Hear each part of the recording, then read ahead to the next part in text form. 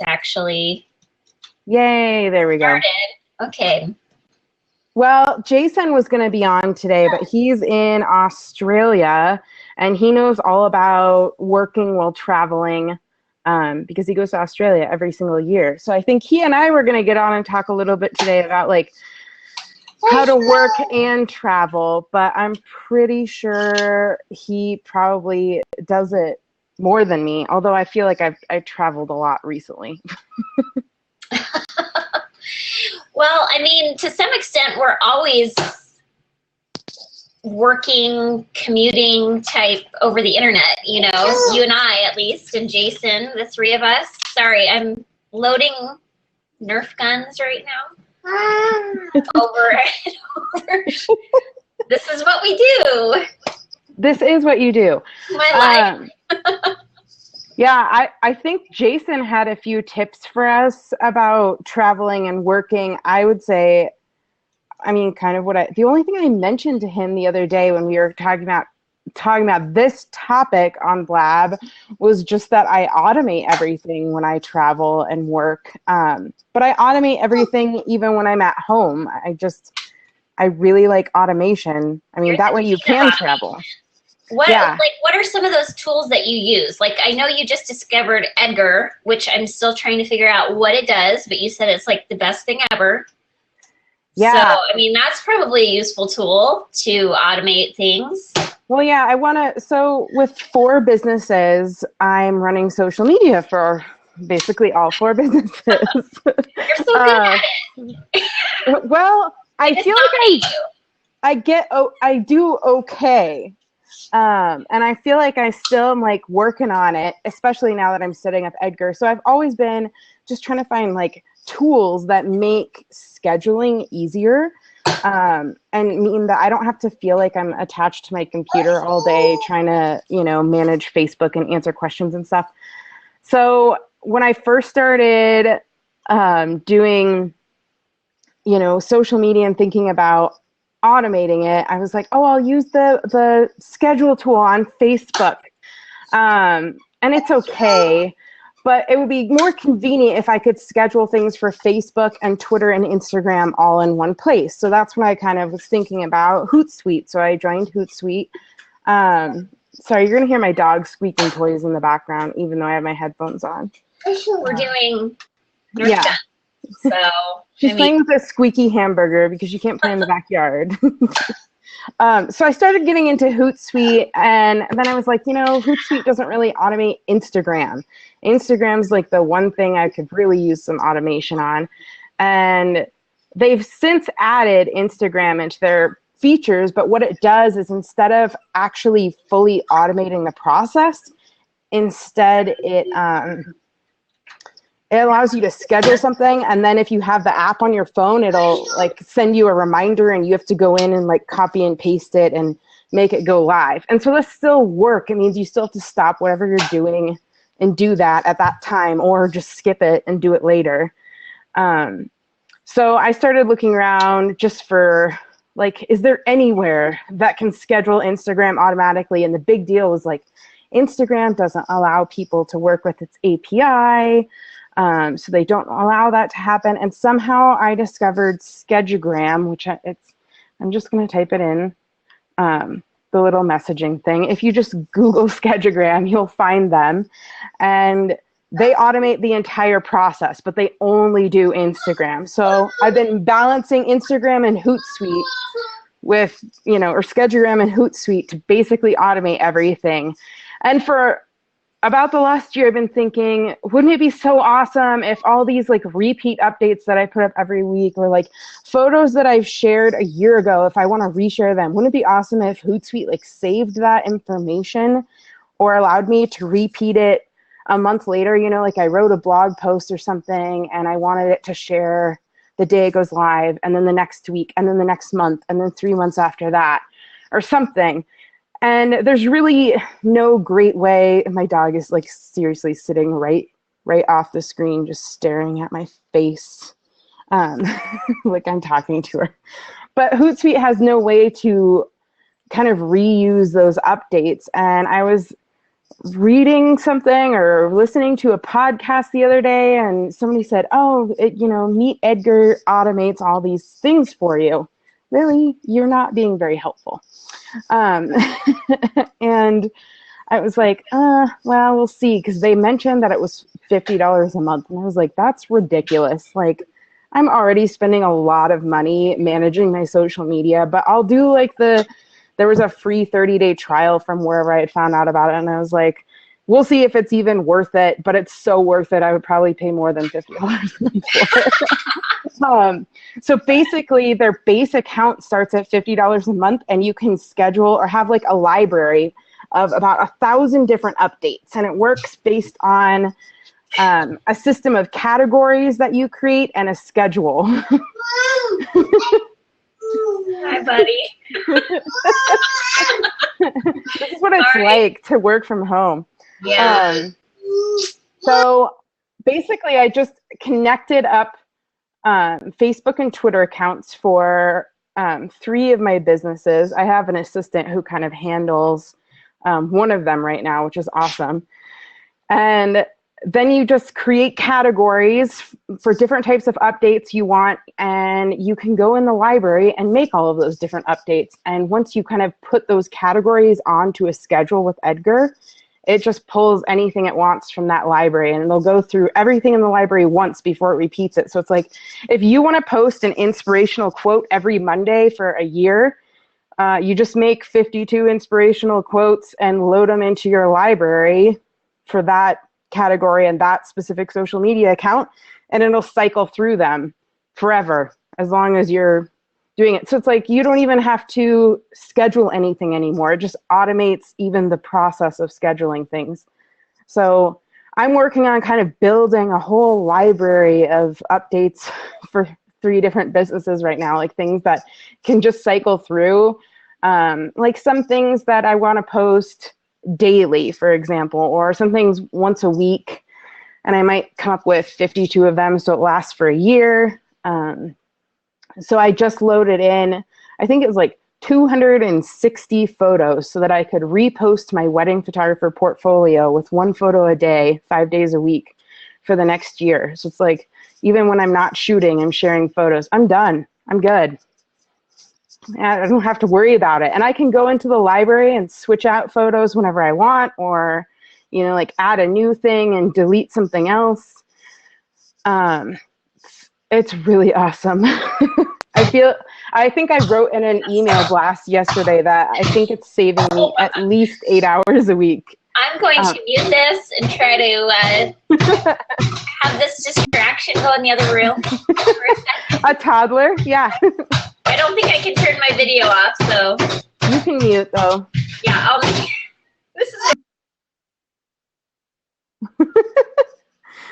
So anyway, when it comes to travel and just managing business, I think travel initially inspired me to really start automating processes like writing blog posts in advance. And in WordPress, you can schedule them in advance. And then using tools like, I use CoSchedule because it integrates right in to WordPress, and I can go in and kind of create an archive of blog posts or schedule blog posts in advance for different types of social media. So I use that for blog posts and WordPress. But that way, I really want to be hands-off. I don't want to monitor anything. I do want to make a few live updates here and then, or here, whenever. And I actually find it's a little bit more fun to make updates live and be able to pick kind of like one thing a day that I'm going to post or decide to share spontaneously on my own, and have the rest that are just automated. Like I think between Schedugram and Hootsuite and CoSchedule and now Edgar, I probably pay about $100 a month in total to manage all of my social media accounts and automate all of them. I still pay for Hootsuite so that my assistant can get in there and kind of respond to people. Hootsuite is a great tool for going in and having like a feed for your Instagram account, or accounts if you have more than one, and being able to reply with comments. So I love Hootsuite for the fact that I can go into all my social media all at once and respond to comments and people without having to actually be like log into Facebook if I don't want to. So you can have group feeds in there, Facebook pages. So it's still worth it for me for that. But yeah, I'm a big fan of automating everything, because then you can have the freedom to work anywhere in the world or not work if you don't want to. If all of your social media and blogging and online marketing is taken care of, you can just sit back and relax if you want to. I have work that I should be doing today, but I was getting distracted helping out a friend with some things, and I was like, well, it's a good thing my social media is all managed. So, yeah, Yes. yeah. It's all my life. I have 3 dogs, so I'm always like, don't be surprised if they see a squirrel and they go running, or if the mailman rings the doorbell and they go crazy. The other night, Lily, for the first time ever, heard an owl hooting. It landed in our tree, and it was the biggest deal of her whole life. I wish I had taken a video of it, because she just couldn't figure out where it was coming from. And she wasn't sure whether she should watch it in our tree from the backyard, or maybe if the view from my husband's office upstairs would be better, but it's nighttime, so it's hard to see the owl. Yeah. It's like having toddlers. I have 4 kids, so I mean, 3 of them are at school, but my youngest, he's like a hurricane that just blows through and destroys everything. You posted that picture of all of them with Santa, and he's like screaming, and I'm like, yes, that looks like you. That is accurate. That's accurate. We nailed it. Yeah, that was the perfect family photos. Like, oh, that's how all Santa photos should be. Yeah, it was kind of awesome. Yeah. But, yeah, makes it a little difficult. So, Jason, I don't know if he's going to hop in or not. I'm sure he has hard internet. I mean, that's a challenge you face when you travel is, getting internet, finding it, and connecting. I mean, Australia is a first world country, so they do have some good internet. So I think he's hopping on soon. Yeah. 7, not 8 a.m. my time. He just posted in, so. Yeah, he has. Time zones are the hardest thing to manage when you're traveling internationally. I've run a business while being in Peru, China, Australia, and New Zealand among domestic travels, and China was definitely the most difficult because the internet, first of all, was bad, and then they block things like social media on the internet. So you can't check in or respond to people, which is why having all of it automated in advance is very helpful, because then you don't have to worry about posting updates. But every time I've traveled, the hardest thing I think is booking, at least as a wedding photographer primarily, which is how I started business, is just booking clients and making sure I'm responding to emails, because I definitely don't want to miss out on booking a client just because I'm gone and crazy. It looks like Jason is joining. So check your chat though, because I have to hop off in about 15 minutes, but I'm trying to see if Jason can take my place, maybe. We can switch it up. Does that work? We don't know. We're still learning Blab, but it's okay because Blab is still in beta, so it's a thing a lot of people are learning. We're still in beta. I mean, yeah, Made in the Lab is still in beta. Yeah. I mean, we still get a lot of questions from people who are like, "What are you guys doing? What's going on?" Yeah, what's going on? We're making stuff and trying to start a business, but it's also going to be the holidays, so I see Jason in the chat, but I don't hear you. I'm thinking you can't log in because it doesn't. I just see like a blank box for you, Jason. I think he just woke up. Yeah, he says step 1 was collaborating. While traveling, learn the time zones. It's so hard. We are not sad, Jason. we're not sad. Yeah. It's like a case in point.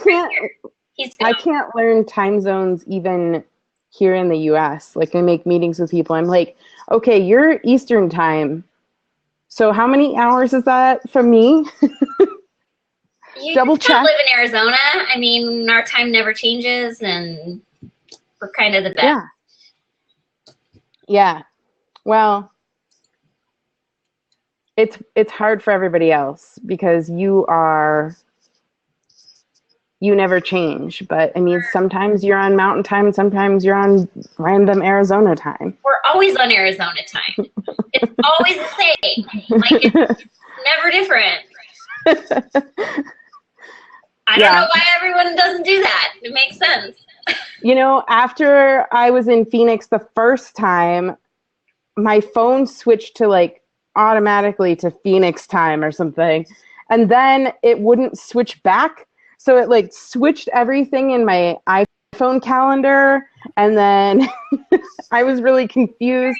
Jason, we see you. Did you just get up? No, actually, I was up 2 hours ago. Oh. You're supposed to be vacationing and sleeping in. At 5:30 in the morning. 5:30. I never get up that early. Sometimes I go to bed that early. Late. Yeah, step one when traveling and coordinating with people back in different time zones. Learn the time zones. This happened to me last week because I was like, oh yeah, wait, shoot, 7 o'clock. We're on the air in like 5 minutes. And then I was like, all right, I'm going to put that on my calendar. I'm going to change it, make sure it's all set for the rest of my time. And I get back, I'm like, oh, good, 30 minutes, getting ready to go online. And then, 29 minutes ago they posted? What do you mean? Oh, shoot, it was at 7 last week. So, yeah. And you didn't even have to do your makeup or anything. I feel like that would be like the last minute panic. So. Yeah, it's like, hat hair? Oh, hat. I have hat hair too. You know. So, sorry guys. I was supposed to be going to the hair salon today.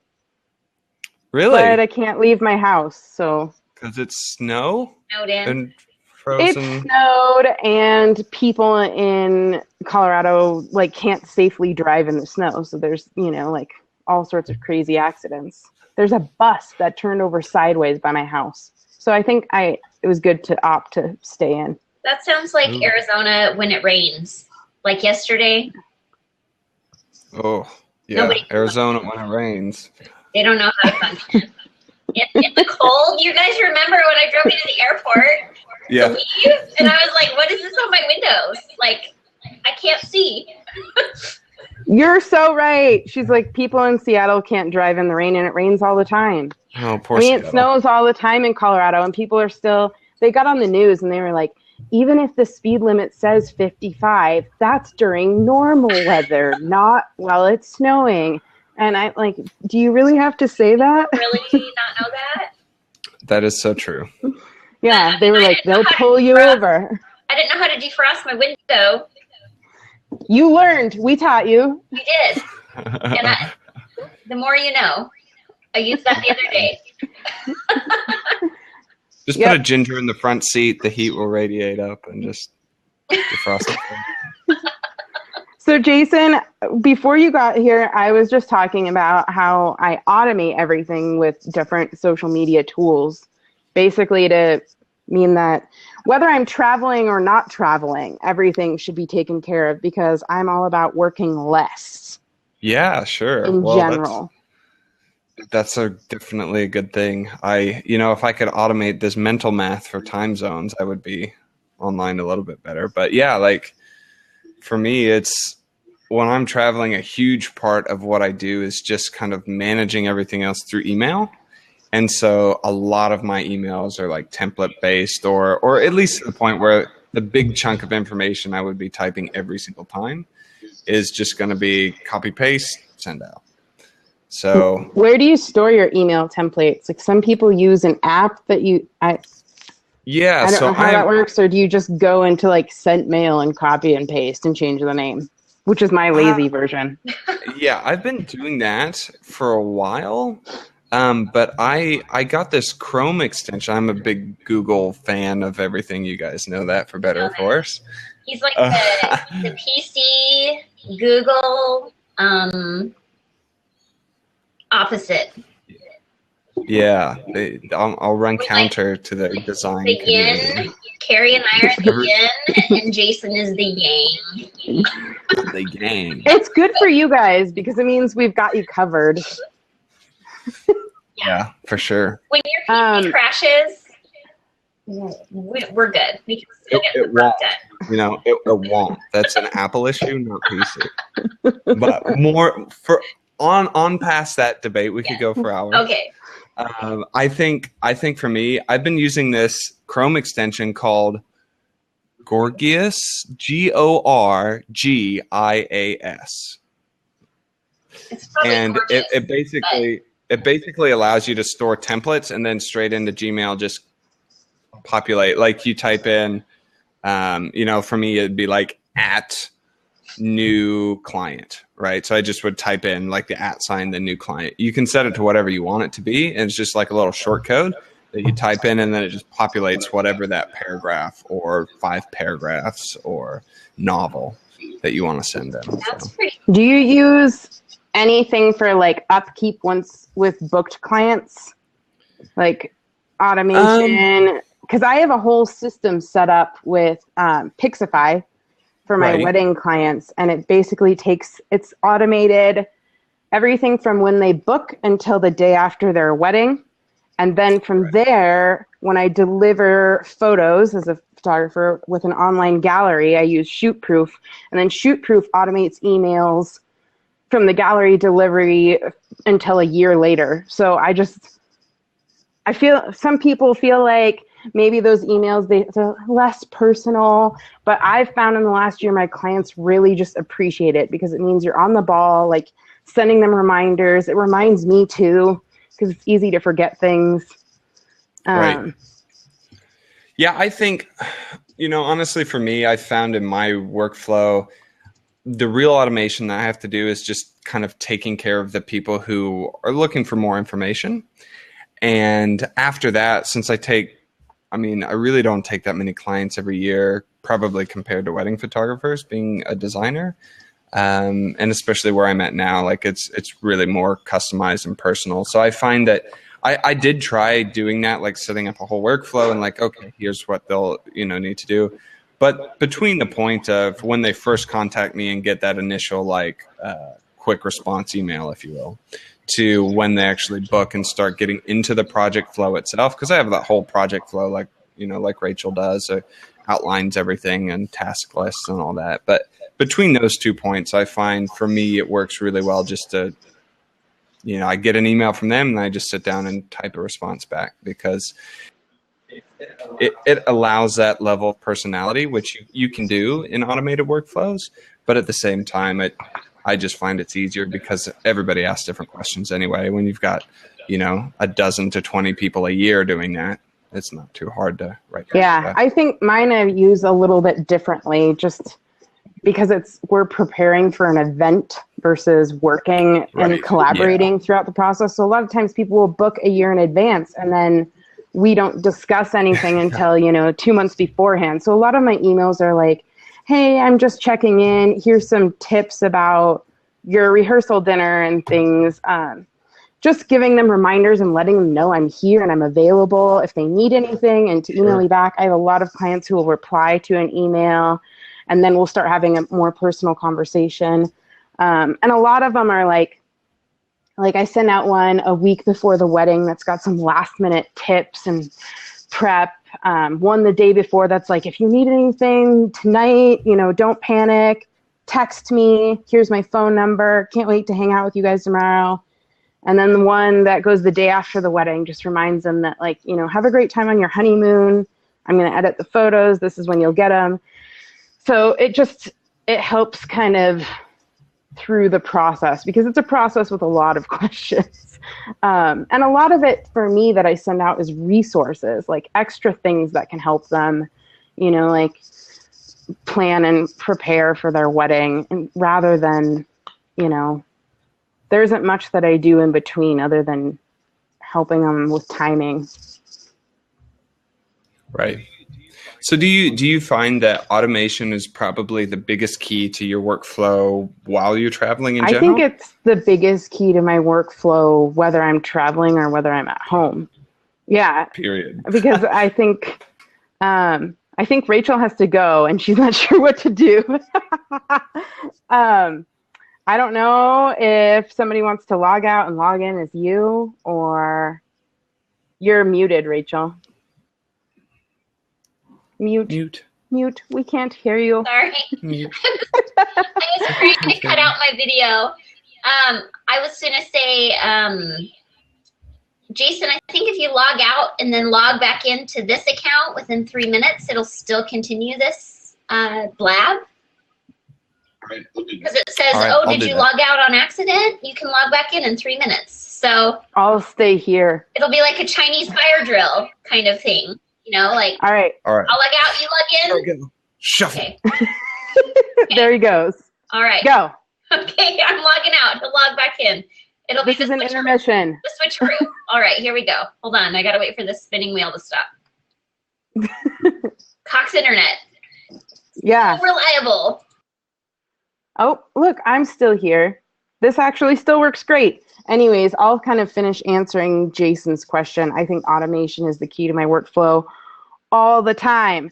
So I'm just a really big fan of using time smartly. I think that's something that I've always worked for. Like when I first started working as a business owner, I feel like I spent a lot of time just doing stuff that I didn't have to. I'm sure you guys have probably felt the same way, like learning how to edit photos as a photographer and becoming, quicker and faster at that. And then learning how to manage social media, becoming faster at that, learning how to manage my workflow and emails and being faster at that, hiring an assistant to help and be faster at other things, because I only want to do the parts of the business that are the most fun, which is like taking the pictures, hanging out with clients. And I feel like if I can work less, I can actually work smarter. I mean, between working with these guys and I own 4 businesses now. Right now, I work about an average of 30 hours a week.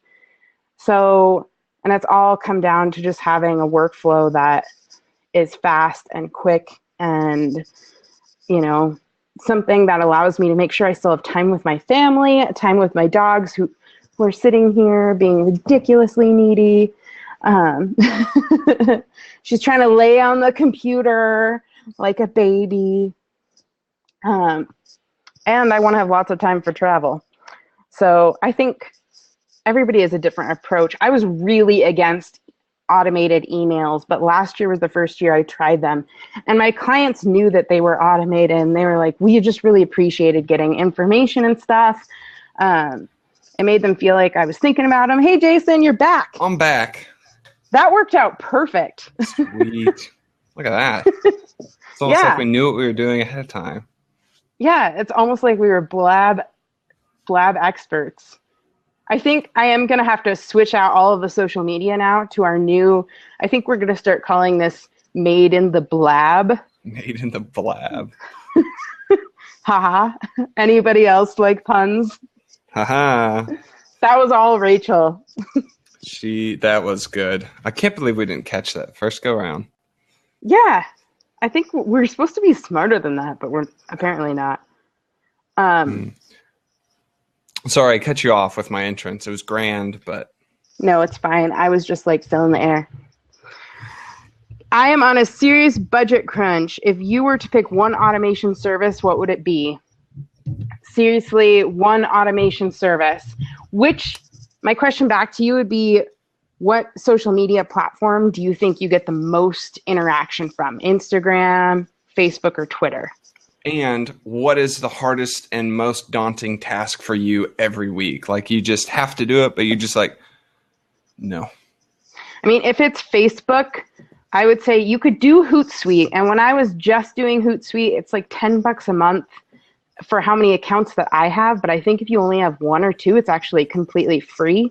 And I would just set aside time once a week, and it's usually Fridays for me, where I go in and I schedule all the social media for the following week. Eventually, that's where it became a pain, where I was like, I don't want to have to be doing this all the time, where it takes me a full day of work to schedule everything, just so I don't have to do it later. So I would say if Facebook is your number one thing, definitely go with Hootsuite because you can most likely use it for free. If Instagram is somebody else's jam out there, Schedugram is amazing. And they're a small company, and they're actually in Melbourne, Australia. Haha. So there's some cool dudes. And they've been getting such a great reaction to their product that they are raising prices all the time. And I'm really lucky to have been grandfathered in on one of their original account plans because they're raising the prices a lot. I think now it's like $20 a month for one Instagram account. But if you were a big Instagrammers, or a big Instagram, I would definitely say that would be worth it. Most of your time goes to emailing and blogging. I have 2 little kids, and I generally only get to work between 7 and 10 p.m. Yeah, I hear you. I don't have kids. I have 3 dogs. I was just writing that in chat. Not quite the same. Yeah, I think that for me, because I don't do a ton of blogging right now, but especially email, like that is a large chunk of what I do. As a designer, you know, you're always collaborating on different fronts and you're always trying to organize projects. So the best decision that I made in my business model was moving all of my project related stuff out of my email. So my email structure works like I've got my inbox, and anything that comes in stays in my inbox until it's finished, like I've responded to it or I've done whatever item it is, and then it's gone. So that's just my personal way of like sorting through my to-do list. Like my inbox is kind of my I'm to-do the same list. way. But I would, yeah. So it's really neat. It's like max 20. When I get 20 emails in my inbox at one time, I'm freaking out. Like I'm like, oh my gosh. That scares you? You should look at my inbox. Yeah. Nah. So I archive it all once. So it's like, you know, if it gets past one page, I'm just like stressing mode. But that being said, I've moved all of my project related stuff into like a project management system. So I know for photographers, Pixify is a great one. There's others out there. I use one that's called Teamwork, and it's really more designed for designers or developers or like business management. We also use Slack but it's, too, if you're working with, even if you're a photographer, like second shooters or a personal assistant, it's perfect for any of that. And you can use it totally free. Yeah. And it's a great way to communicate. Really cool, like messaging. Oh, you're cutting out a little bit. Can get desktop notifications. Oh, it says So poor signal, so you're audio only. Yeah. I don't know. I can't hear you anymore, Jason, but I've tried Teamwork. I could totally see Teamwork used for designers. I've tried Trello, and it's kind of like the Pinterest approach to collaboration, and I've tried it out, but I haven't really found like a perfect use for it for me. With my assistant, I've got her on Slack. I've got my second shooter on Slack. That way we can share schedules and all that because it's free and it's ridiculously easy. I think we completely lost Jason. Oh, no, he's going to come back. I'm back. That was really weird. Toggl is amazing for finding out where you spend most of the time in your workday. Toggl. I've never used Toggl. I have to try that out. I feel like anything that helps you figure out where you're wasting time and consolidate that is awesome. Sure, totally. I was going to say, have you seen my microphone, Carrie? Yes. Yeah. I got that for Black Friday, well, Cyber Monday, technically, because I didn't go out. But I love it. Can you hear me okay? Is this better than when we were trying to chat the other day? I can hear you okay. It's just your internet hates you right now. I got one that's that same brand, but my husband steals it all the time for teaching online classes. Oh, cool. Yeah. So I'm just old school on the Apple headphones, which I notice you also have. Got to keep an appearance. White headphones, white microphone. Then you see my computer, and it's black, it's sleek, and it's powerful. Yes. So, PC. what's the hardest part for you? Yeah, Apple phones with a PC. What's the hardest part for you, just in general, with keeping up with work when you're traveling? Because you go to Australia like once a year. Is it always this time of year? Usually it's about this time of year. This is the third time we've been here this year, and we did a massive Europe trip. So I feel like this year's really been kind of an outlier in a sense, really defining how I work while traveling. Let's see, that's an interesting question, because before I've tried to just keep the work schedule the same throughout traveling, which works sometimes, but internet is honestly the most stressful thing to figure out while you're traveling, especially if you're working from the internet. So now, I'm glad that the internet's pretty decent where I'm at, but still, you're either battling a public place where there's noise, or there's a lot of people, or you can't really be there for a long time, or you're trying to find connections where you're at so that you can go to someone's house and get internet. So I've really actually this time around been looking at the co-workspaces areas in here in Australia, and it's actually starting to take off. I know in the States it's a little bit more, and it's something that I really like the idea of, because it's $20 a day, or you could get a week. So I'm here in Australia for 5 weeks, and so I could get a pretty good deal just going every day and doing 4 or 5 hours of work at a weekly rate. It does work out to be a pretty good price, and I think it's totally worth it, especially if you can have a quiet room or even a desk space to live and park your stuff for a couple weeks. But more than that, I think culturally, you get to see how other people work, and you get to see how other people stay motivated, what they're doing. And honestly, it provides so much space for collaboration that it's ridiculous.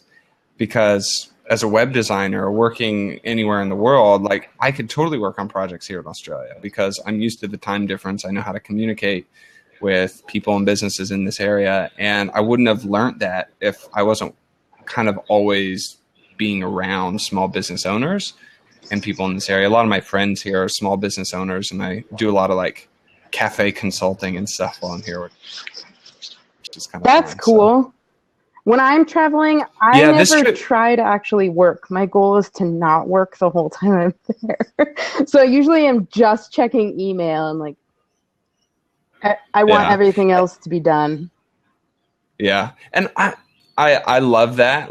This trip is the first trip I don't have any design work that I have to do on this trip. So it's totally I could just cruise at the beach and check email once or twice a day and be good.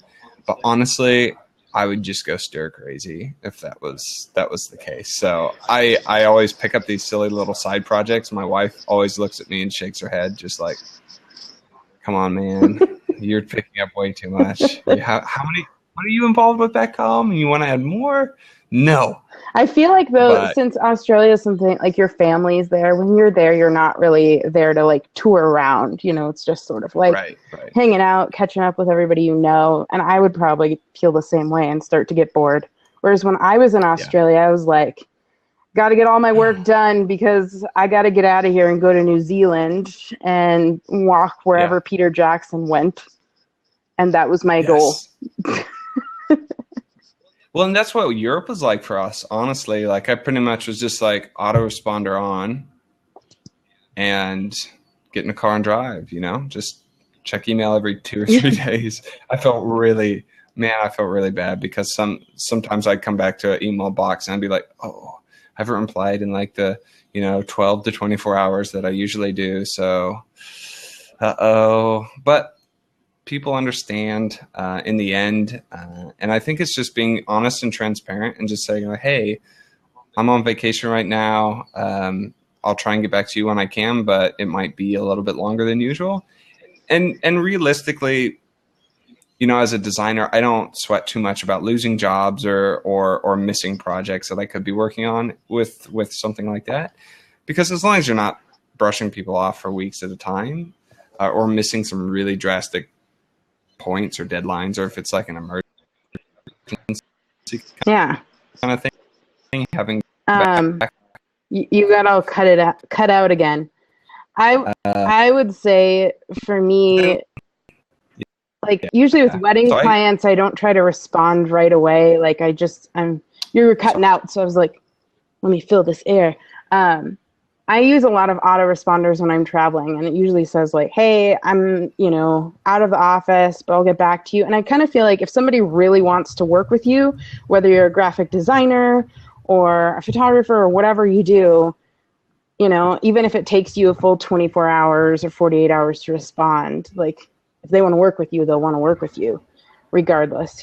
They go on vacation too. People are typically pretty responsive. So, you got to enjoy yourself too. I think that's something a lot of business owners have, not just creative business owners, but just like guilt for like the fact that you feel guilty if you don't respond within 24 hours is kind of ridiculous, because most of the rest of the world doesn't respond within 24 hours. And that's something we all kind of do to ourselves. And it's hard to be like, you know what, it's okay. It's okay if you don't respond.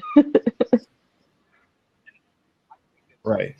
And I think it's so fascinating, this idea that social media really pushes into small business, is that as a small business owner, you have to be available 24/7, which I really do enjoy the times stepping outside of that and stepping away from anything digital.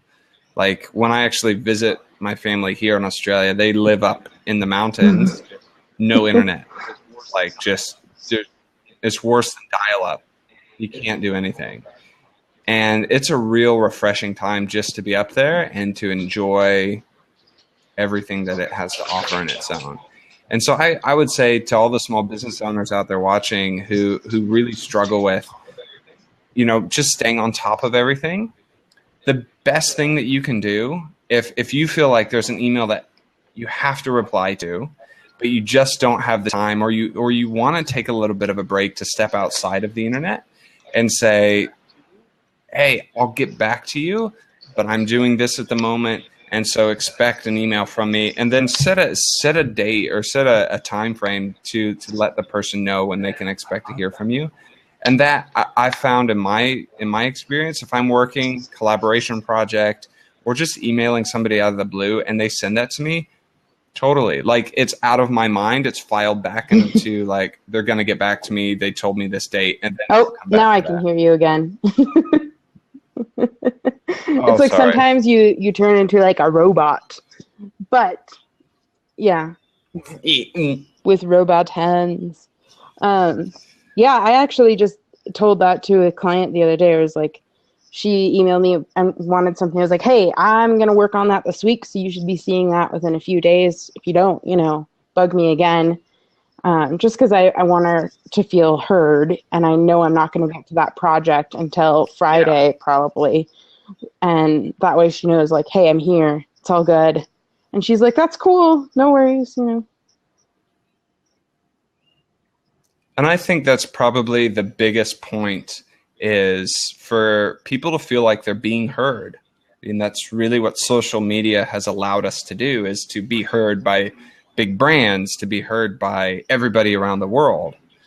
And if we can just share that, like, hey, got your email, thank you so much. Really swamped on some projects right now. I'll get to this by Friday or whenever.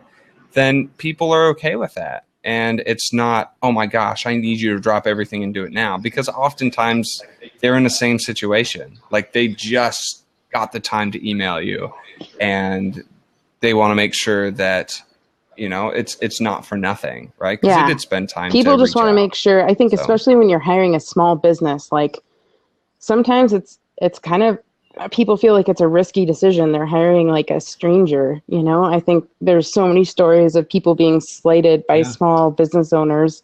I've had it happen to me where I've paid for something and nothing's ever come of it. And so a lot of times I think when people are checking in, they're like, I just want to make sure we're all good, you know? And that quick response just puts the trust right back in, you know? Yeah. Well, and I found that too, especially being a web designer. There's so many web designers that, you know, projects 2 years long, you know, like, oh my gosh, how come it's not finished yet? And I want to always make sure that my clients working with me know where they're at in the process, what's expected of them, and if it's like, is the ball in my court? Is the ball in your court? Am I waiting for content, or are you waiting on me for a draft or something? And then that way the trust is there all the time. And I think it's so important in small businesses to retain that. What else do you do when you're traveling? I mean, I feel like this is almost like a good workflow talk in general. Yeah. I guess like I was saying before, I really enjoy finding the creativity of different business models in other cultures.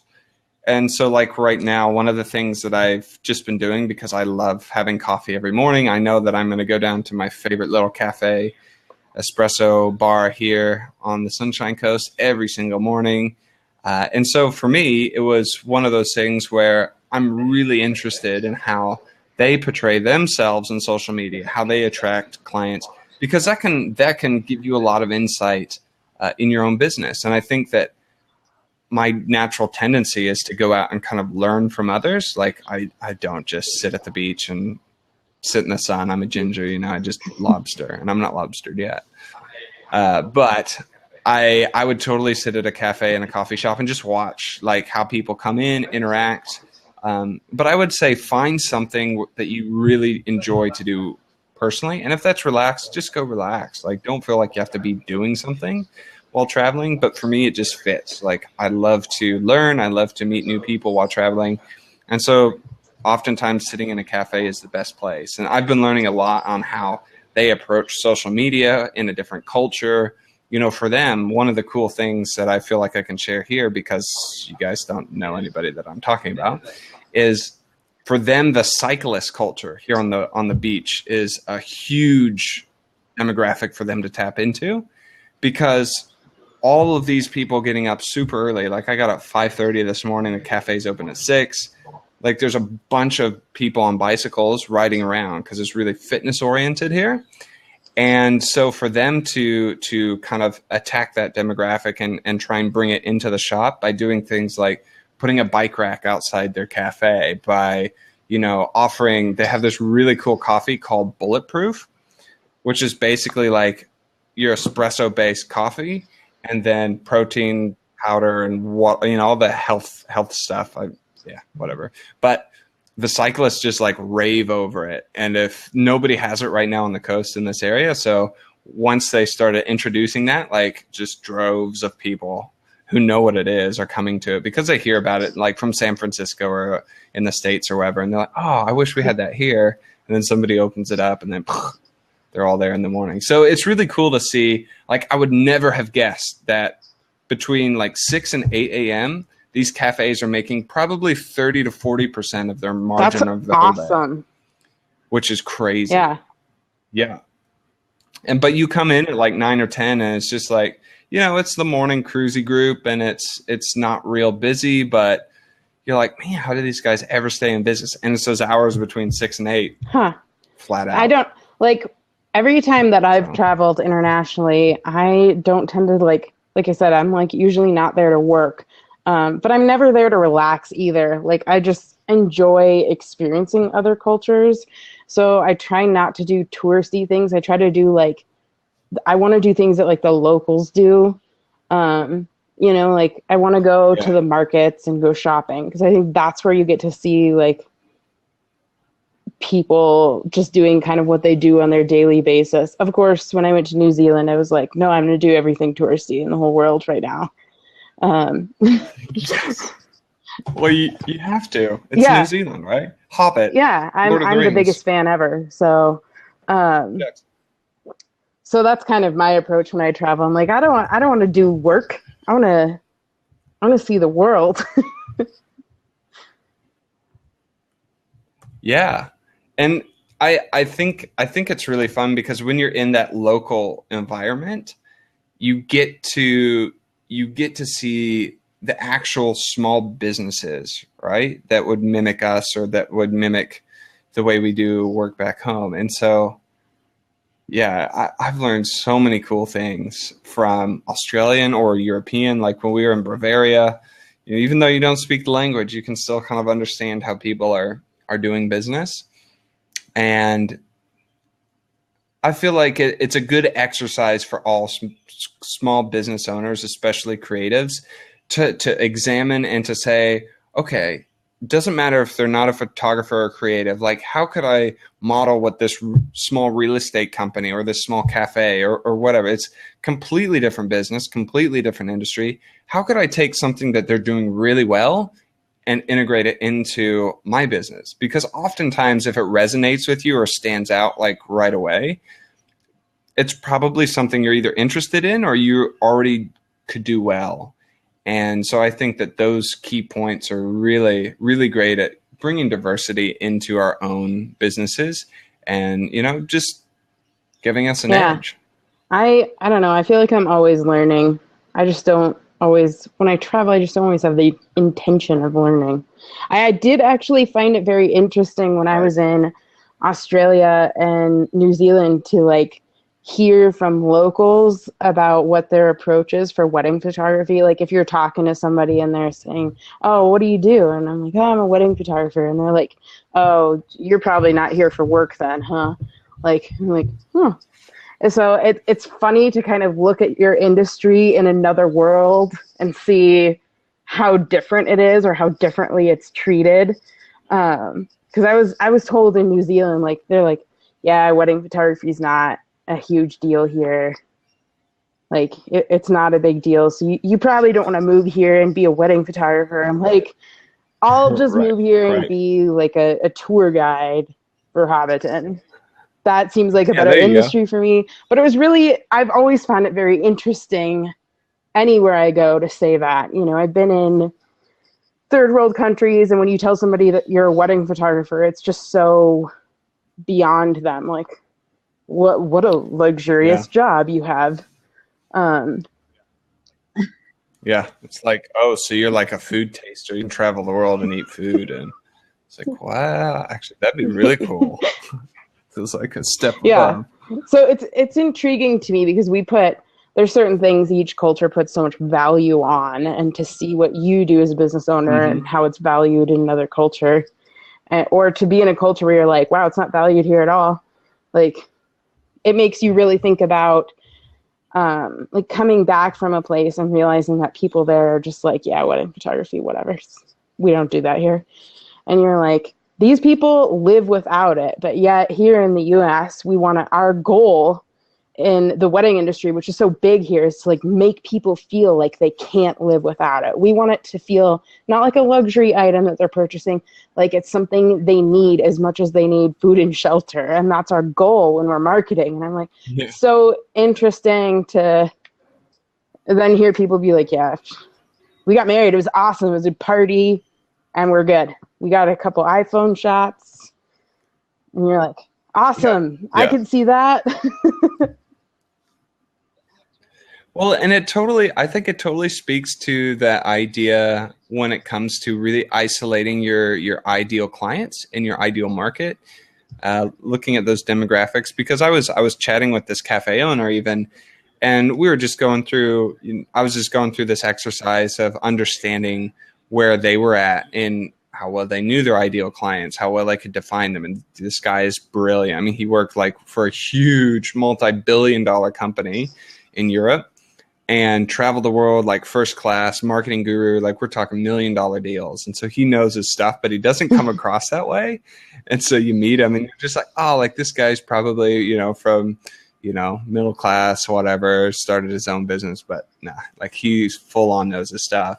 And it was really cool to go through that demographic and to say, okay, like what would drive more traffic to this space? Like how can we bring more people to have awareness of your shop? Because it's not really on the main strip. It's just kind of down a little side street. It's not far, but there's not really signage to it. You wouldn't really know it's there unless you were recommended or you walk down that street.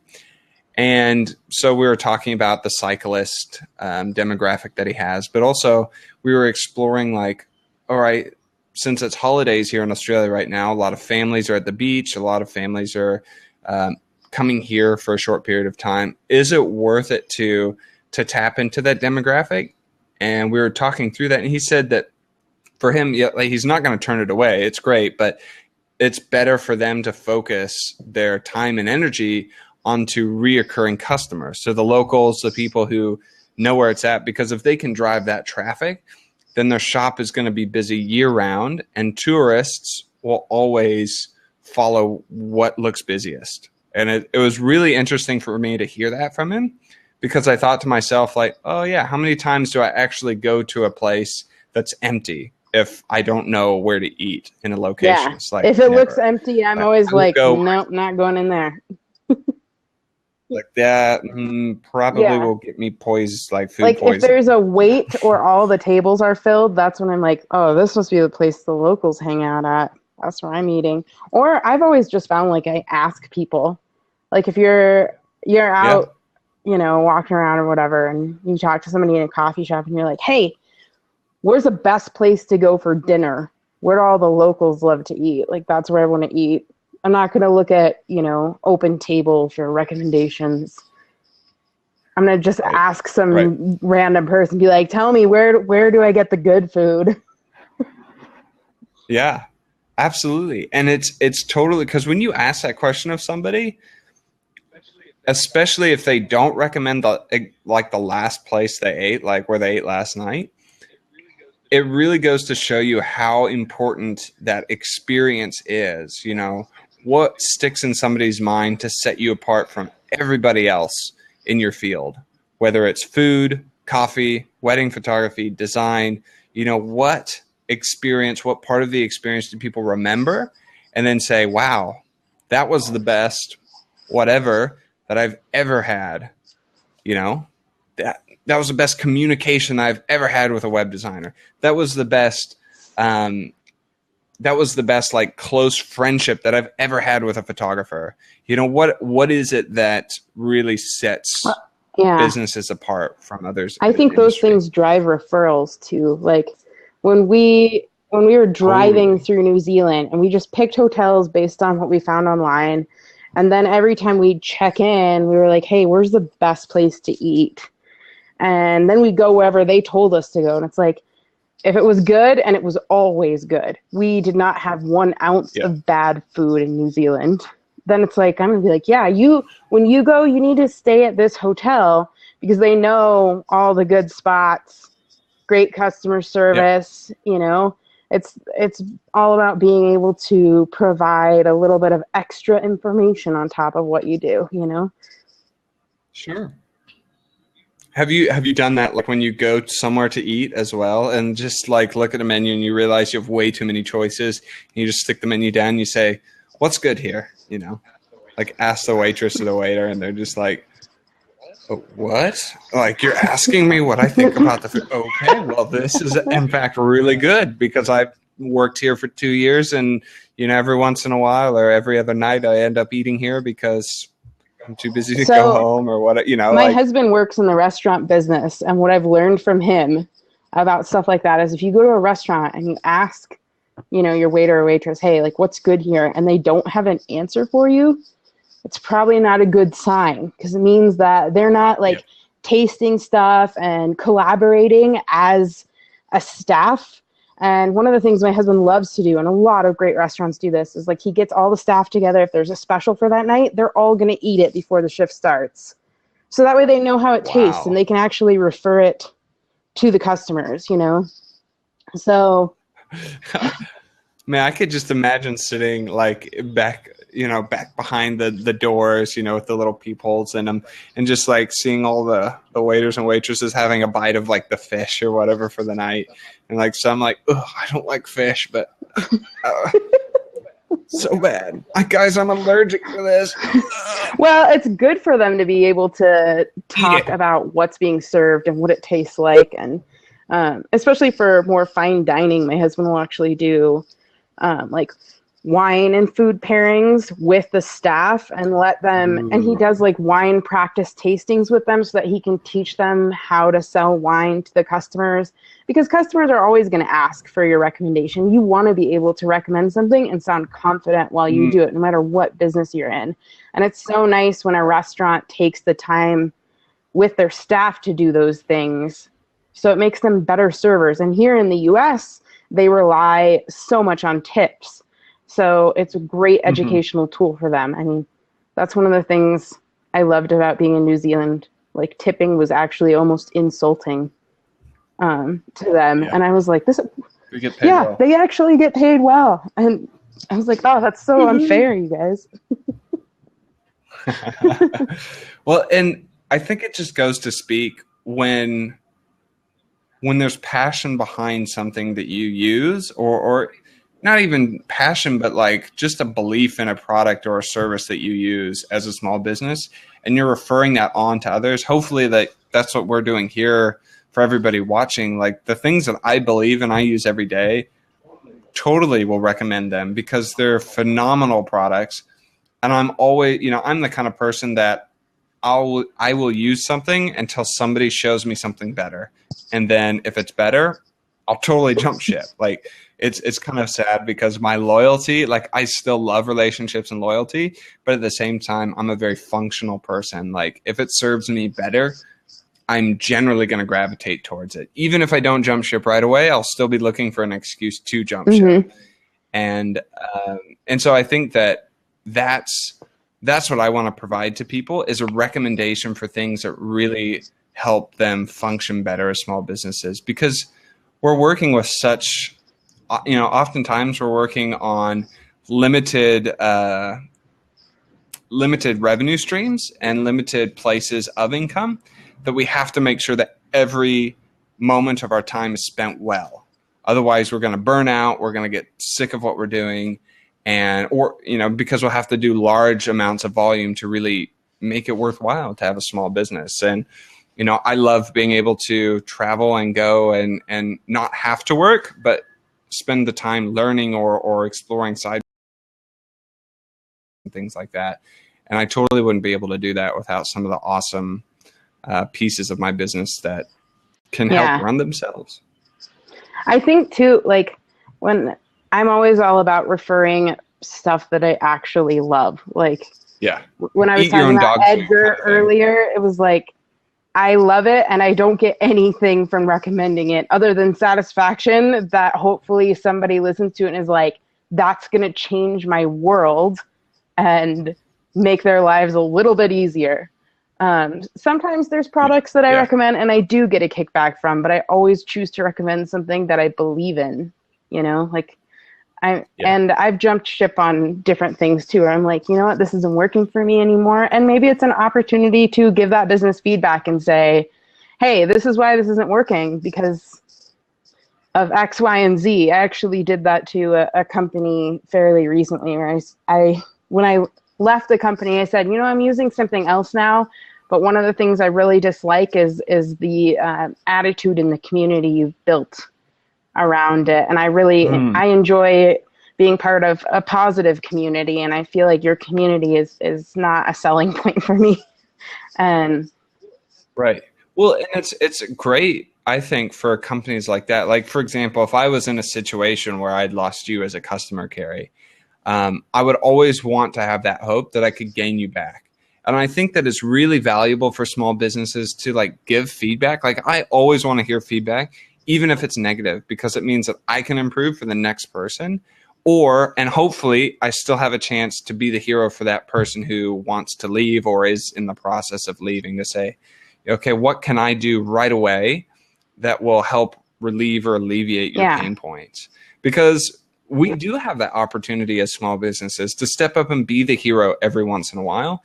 And if you're being the hero for every single client you have, then big things need to change and shift. But every once in a while, like, we're humans, we make mistakes. We do need to step up and be the hero and not, just go back and forth on this banter of who is right and who is wrong.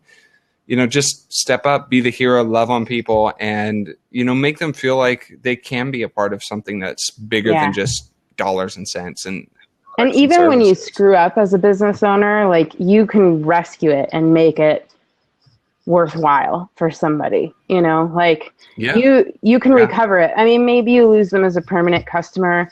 I think I'd heard a story on a podcast or reading a book or something about some business, and I may not be 100% on the story, but this is what I got out of it. Some company that had like a subscription service signed people up. Some guy wanted to quit and was like, it wasn't working for me. I paid a lot of money for this and I ended up not really using it, though it was intended. And when he gave feedback, he was kind of like, it's not a big deal. And the owner of that company was like, hey, well, this is what I'm going to do. I'm going to refund you the money, first of all, and then I'm going to actually write you a check for something more. I can't remember the reason why. But that guy got a loyal customer for life, even though he screwed up. Because now that guy's a great referral for him. He's like, you know what, this company totally messed up, but they made it right better than I could have ever expected. And I was like, that's such a great lesson, because it means that, if something doesn't work, if something isn't happening that's supposed to be happening, you can still fix that. I actually had an online course that, I don't know if like some of the coding went wrong behind the scenes or something, but it was not sending out the emails it needed to. And when I checked in, I was like, there's one customer in particular, and she's not getting the emails for the course that she paid for, which means she's not getting the course. And I was like, I don't know what's wrong. I literally have tried fixing it. I've been trying to troubleshoot it. And I was actually like not able to email her. So I was like, I got to get a hold of her somewhere. Find her on Facebook and said, hey, I'm going to refund you for this course, but let's still find some time to do some one-on-one work so I can make sure you get the information that you originally intended. Like, it's important to me to make that, even though that was a negative experience for her, turn it into something really positive and make sure she still got what she needed out of it. And then I'm learning about this online course structure and being like, okay, why isn't this working? What service can I do it better? Where did something go wrong that, means I can change it in the future and make it more awesome, make it less glitchy. And, she hadn't even said anything to me. It was me looking at it going, something here is not right. But it was a chance to make it right for her. And that's what I hope to do in any situation made in the lab or with any business. Like, if we can make it right, make it right. Rock your weird. Yeah. So make it right. Make it rain. Yeah. I'd rather invest the time into my customers, like, I'm losing money. No big deal. It doesn't matter. It could be worse. Well, it does matter, and it's not really losing money. I think it's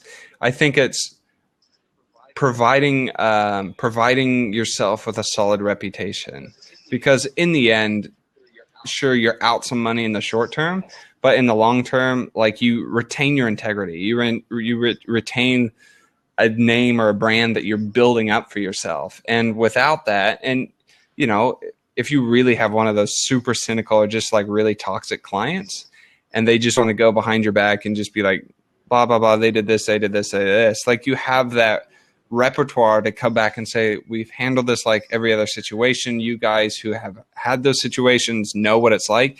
And even some of the clients who don't use your service will step up and say, like, yeah, they treated me with respect and dignity and like went above and beyond when I was done with them. And it really shocked me. And so you actually, it's cool because you gain advocates for you, even when they don't use your software or your product Yeah. or service anymore. I mean, sometimes you might still encounter a client who is really toxic and it, it doesn't work out for whatever reason. You've done everything that you possibly can, right. And they're still unhappy, but at least you can say you've tried. And I'm sure everybody's had a client like that where you've tried and tried and tried and tried, and it just doesn't work out. And it's okay at that point. If you've done everything that you would normally do and tried to make it right from your end, you can walk away and at least say, I've tried, Yeah. Yeah, totally. And managing all of that remotely or from the road or from wherever you're out in the world can be difficult. But I think that it always helps if you can provide more than what they expect. So if they're expecting an email response back, even like a templated email response back, write them something personal or say like, hey, I'm on the road right now. I would really love to chat with you. Is there a time where I could call you and we could talk about this a little bit more or help resolve your issue? You're getting a little robotic on us. Internets. No. Now you're catching up again. It always catches up. I don't know. I think ultimately when it comes down to it, we're talking so much. You and I are good chatters, Jason. When it comes down to traveling, I just feel like a lot of the approaches I have while traveling are the same things that I do regularly. They're all, things that I want to do all the time. I want to keep my workflow simple. I want to keep it easy. I want to still have one-on-one interactions with my clients. I still want to automate as much social media as I can. It's tough. I think collaborating as a team is different. It's fun for us to experience this with you overseas and us here and your robotic internet. Hopefully it's but I'm so glad that we have Slack. Yeah. Slack is a huge lifesaver. I'm glad I found it because I was kind of like, hey, let's try this out as a team on a whim and see how it goes. And we seem to use it every single day. Christine was just talking about Slack in their show. Awesome, Christine. Sweet. So, Christine, do you have any awesome ideas or tools that you talked about in your show for people who are traveling and trying to collaborate or work with their clients while they're traveling? Like any really good tangible recommendations for us other than Slack? We'll let her type or chat or whatever. Yeah, we're still learning all about Slack and all of the cool ways you can actually automate it. Yay, automation. Like Slackbot. Yeah, Slackbot automation. Slackbot robot. I'm sorry. It's still really early. I've had coffee and a mango and that's it. And you're dancing. Just sugar and caffeine.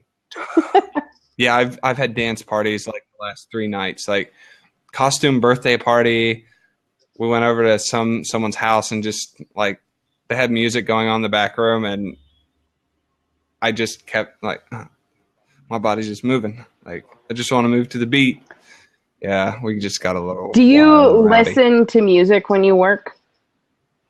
No. I can't. I don't. It makes me want to dance. Yeah. I'm more of a serial Netflixer because I can kind of tune that out. But if there's music on. It's a party. Yeah, totally. Well, Christine said that she was going to go and get a list of the platforms that they use, and then she'll be back. So, Carrie, do you have any other questions for me? Because I don't want to just sit here and chat. Yeah. We're really great chatters. 6 hours at a time. Well, we can do this forever. Yeah, we totally can. That's what happens during our meetings anyway. We just kind of meetings. You mean days? Days of work together. That's why you guys are the best business partners because it's so fun. Like it's easy. I don't have any questions or anything amazing to add, but I think if people have ideas for our next blab, which won't be until I believe January 5th, maybe. I'm checking the calendar right now. Because that's right before I come home. Yeah, I think we're going to take a couple weeks off for the holidays. We know that internet traffic is pretty slow. Yeah, spend time with your families. Yeah. Or your friends if you don't like your families. Or your dogs if you don't like humans. Yeah. If you hate people, get some pets. Yeah, so I think They can't talk. it's January 5th. We'll be back then, and we'll be scheduling out some cool blabs and some tools for Made in the Lab. I mean, one of the three of us will always be hosting, and hopefully we'll all be on. But I think there's going to be some cool things for us to come up and talk about, just because January, I feel like, is when Made in the Lab is really going to start churning out more content. I mean, we're still in a pre-launch phase and just learning from people around us what they're looking for and what we're doing. Fiercely behind the scenes, like, I'll get it all done, do this. Yeah. We've got Rachel being like, let's make a website right now. You know, I can do it. My family's here from the holidays, but I'll just stay up a little longer. Yeah. Poor Rachel. So I think we're going to progress to like starting out with some blog posts, but by March we should actually be putting out some paid products. Am I right? Some freebies, some website design tools, lots of videos. So as soon as the holidays are over, it's going to be into high gear, and we're going to be Blast off. So we might be putting out a lot of blabs about some of the tools we're using. I could totally see us doing a couple things about what is Showit or WordPress tips, things like that for anybody out there redoing their website for 2016 would be good. So if you're interested in any of those kinds of topics, you can always just find us on Facebook, or if you hit Made in the Lab and go to @LabApproved, you can actually go to our Twitter and tweet us some ideas. Or go to the madeinthelab.com. Yeah, we got lots of stuff. You can find us anywhere on the internet. We will be doing a Periscope on Thursday. Yep. You got super Periscope. Robotic when you said Made in the Lab. I'm going to do a Periscope on Thursday for Made in the Lab. And I'm going to be talking about goal setting for 2016. That'll be our last big thing we do before the holidays. So, yeah, you'll have to tune in. Yeah. Woohoo! Tune in, Periscope, Thursday.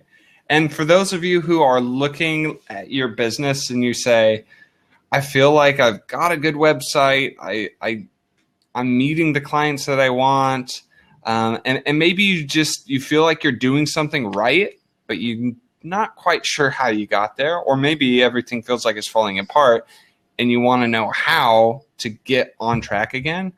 We're going to be doing a lot of, like, part of what I'm doing with Made in the Lab is a lot of collaborative projects or educational tools for people to do like this self-evaluation and to say like, okay, what am I doing right? And, oh, maybe my brand is falling apart, and I can work with Carrie to like rock my weird and like get back into the funk of things. But a lot of what I love to do is help analyze where people are at with your business, because if everything's falling apart and you don't know how to get on track, you need like some tangible, like real things to go out and do, like actionable items to do. And so I try and bring in that analysis and say like, okay, here's where you're at. This is what we can identify as the problem. Here's some things to do to help solve it in the short time, or, a long-term strategy for it. And then further than that, like if it's stuff with your website, like how to track who's coming to your site, how to convert that traffic better so that, like people walking by your cafe, that's one of the things I'm learning here is as these cafes see all of this foot traffic going by our front door, how do they bring people in? How do they bring people into the cafe and buy a coffee or buy a pastry or breakfast or whatever? And so there's a lot of fun things that we'll be doing in the new year with that. Yeah. Christine's back. She said Dropbox, Trello, Google Docs and Slack are great tools to use while you're traveling. That's cool. Yeah, I think just to add to what you said, Jason, I think one of the things that's really important to me with Made in the Lab and with Rock Your Weird is just to be giving really actionable tips and tools. I've always found on the internet that when I learn about business, it's awesome to learn about it, but sometimes I just need somebody to say, here's a way you can actually make this happen tonight, right now. Here's something you can do to start this off. And I think that's something that the business education community needs a little bit more of. And I'm excited to kind of give people those tools where they can go out and make a change right away or have a plan for it right away instead of learning and being inspired, but not knowing how to implement those things, you know? Right.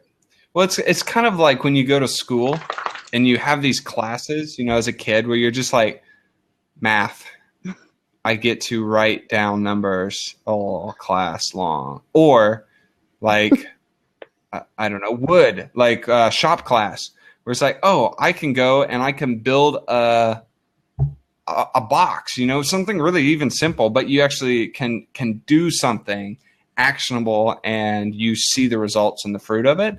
I think that is so cool, so important to have.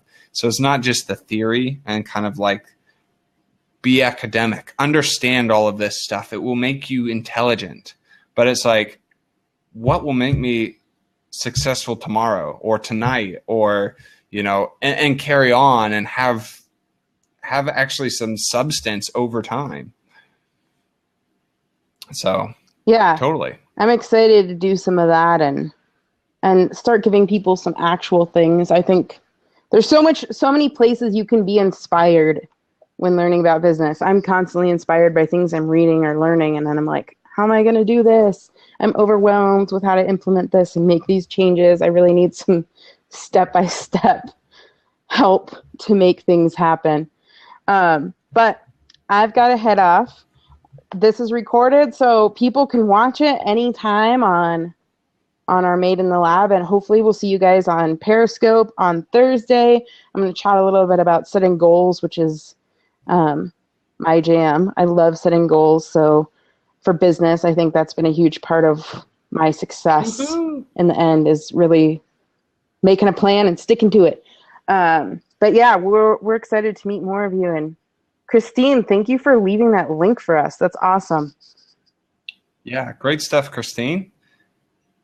Props to you. Oh, she's giving me props. Props back to you. Woohoo! I'm giving you props, Jason. No. Yeah, I see that. I like that props are like, you know. Yeah. Awesome. Well, thank you so much, guys. Christine, hope we'll see you back soon. We do it every week. And for everybody else out there, stay classy. And Carrie, stay cold. I'll stay warm for you. I'll stay cold. We'll see you don't envy guys you. Thursday. I'm going to head out, but thank you for watching. Bye. Thank you, guys. Bye.